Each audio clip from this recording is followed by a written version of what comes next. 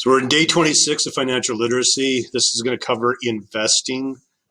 You got a couple of videos that you can watch. It's kind of about the time value of money. This 14-year-old investor getting started at a young age. Age does not have to be a barrier to investing.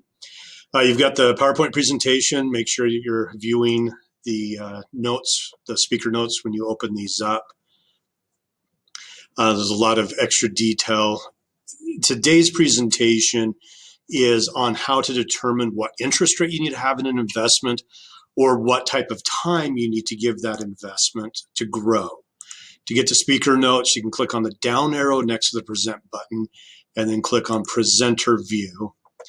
And that will show you the speaker notes that are attached to the slides. But we're going to close that for our purposes here. The rule of 72 was discovered by Albert Einstein as a way of doing compound interest equations very easily. This is the actual equation for compound interest, quite a complicated formula. But he discovered that we can estimate the interest rate that an investment needs to double, or we can estimate how many times it will double over a longer period of time by dividing the interest rate or the time by 72, literally 72. And so the first part of the slides show you many ways of being able to use that 72 to convert and answer different questions, which is going to be important because you've got some rule of 72 questions that we're going to ask you after you're done with the presentation. You're going to need to calculate the answers to those.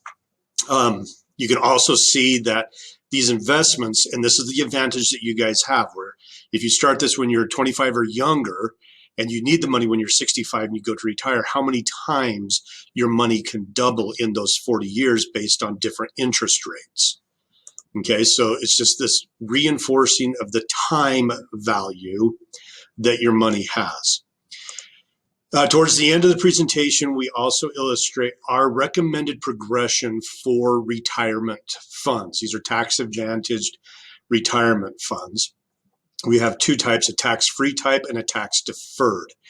We generally recommend, where at all possible, to participate in the tax-free version of the accounts. So anything that starts with a Roth IRA or a Roth 401k. The Roth, you're going to see the money come, you may see the money come into your checking account before it's pulled out and deposited into the Roth, kind of like you're paying a bill. So long as you're okay with seeing your full paycheck come to your checking account, and then a significant 10, 15, 20% of that being pulled off into this retirement account, you can participate in these Roths. What's beautiful about the Roth is when you do retire, all of the money that you withdraw from the Roth to live on is yours to keep. The traditionals, like the traditional 401k or traditional IRA, you're going to have to pay taxes on all of the money you pull out. Okay? There is a workaround if the Roth isn't working for you. You don't like seeing large amounts of money come into your checking account because you're going to miss it when it's paid. You can do the IRAs, but you'll have to do what we call a super fund of those accounts. And that's kind of illustrated down here in the tax portion, is if your goal was, for instance, to have $1 million in retirement, with a Roth account, once your account hits 1 million, you could retire. But with the traditional accounts, you will need to put in like 1.2 or 1.3 million before you retire. And that's really kind of the big part of this, is the rule of 72 and the effects of taxes on retirement and some tax advantages that you have when looking forward to your retirement.